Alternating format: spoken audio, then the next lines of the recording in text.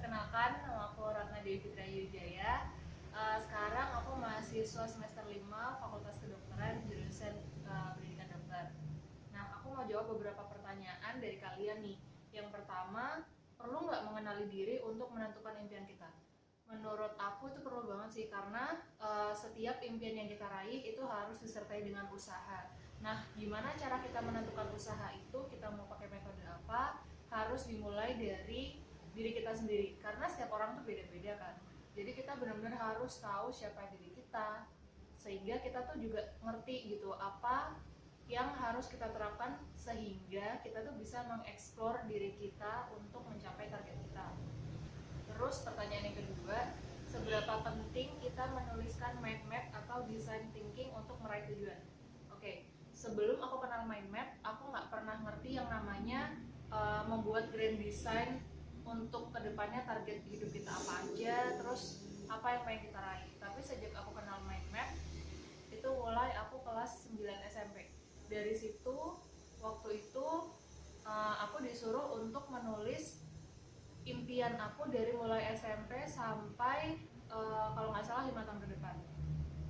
Dan ternyata setelah 5 tahun ke depan itu aku buka kembali mind map-nya, ternyata semua yang aku tulis dalam mind map itu benar-benar tercapai.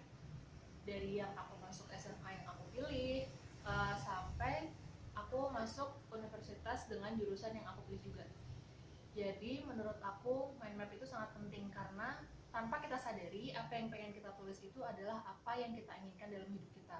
Dengan kita menulis, secara otomatis kata orang nih, menulis itu adalah cara mengingat 3 kali lipat dari orang yang cuma membaca atau cuma ngawang-ngawang doang.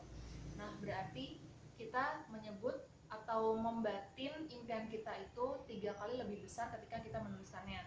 Nah, dari kita menuliskannya, otomatis kita lambat laun pasti akan memikirkan gimana sih caranya buat mencapai impian kita itu. Terus dengan menulis mind map, kita tuh jadi lebih terstruktur. Oh, jadi nanti kalau misalkan aku mau masuk SMA, aku pilihannya ini. Ntar aku mau masuk univ mana, terus selama SMA apa yang pengen aku raih, selama aku di universitas apa yang pengen aku raih. Karena kenyataannya semua itu benar-benar aku sendiri ngalaminnya juga kaget gitu ketika aku buka lagi. Lah, ternyata aku udah pernah nulis ini, ternyata kecapai beneran. Bahkan hal sedetail apapun yang aku tulis, jadi setelah aku melewati periode 5 tahun dari aku SMP itu, aku nulis mind map lagi nih.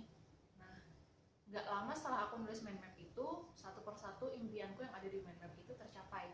So, buat kalian yang belum pernah cobain mind map, kalian harus cobain. Terus yang ketiga, cara manajemen waktu untuk tetap fokus pada kesuksesan. uh, aku juga masih belajar sih cara manajemen waktu yang baik. Itu sangat sulit, tapi kesulitan itu bukan berarti kita nggak bisa. Jadi kita memang harus menantang diri kita untuk terus memanage waktu dengan baik. Caranya gimana? Awal mungkin kita cobain dulu nih tanpa kegiatan. Udah bisa ngatur waktu belum? Kalau misalnya kita masih belajar, ya kita belajarnya udah bagus belum, indeks prestasinya gimana, apa yang kita merasa kurang. Kalau memang dari kita nggak ngapa-ngapain itu prestasi udah bagus, coba kita latih diri buat ikut suatu kegiatan yang memang kita suka, yang memang kita pengen berkontribusi. Terus kita bisa nggak ngatur balance waktunya. Nah, kalau misalnya kalian ini waktu nggak ikut apa-apa ternyata nilainya nggak bagus, terus habis itu dengan ikut suatu organisasi kita jadi lebih terpacu lagi, aku pikir sih berarti kalian memang orang yang bisa belajar ketika memang waktunya sempit dan memang kalian harus belajar gitu, harus dikejar waktu. Karena aku sendiri tipikal orang yang seperti itu. Aku rasain ketika aku nggak melakukan apa-apa, cuman fokus pada satu hal, cuman fokus pada akademik tanpa melakukan hal-hal lain yang aku rasa itu menyenangkan, justru aku merasa bosan dan aku merasa kayak waktunya masih banyak, ntar deh kayak gitu. Tapi ketika aku punya banyak kegiatan, aku bisa mengkotak-kotakan sendiri. Oh, nanti sore aku ada kegiatan ini, berarti aku harus belajar malam ini, gini kayak gitu. Tapi ada juga nih orang yang nggak pengen sibuk, jadi memang mereka harus mau fokus belajar, terus jadi mereka nggak ikut kegiatan apapun.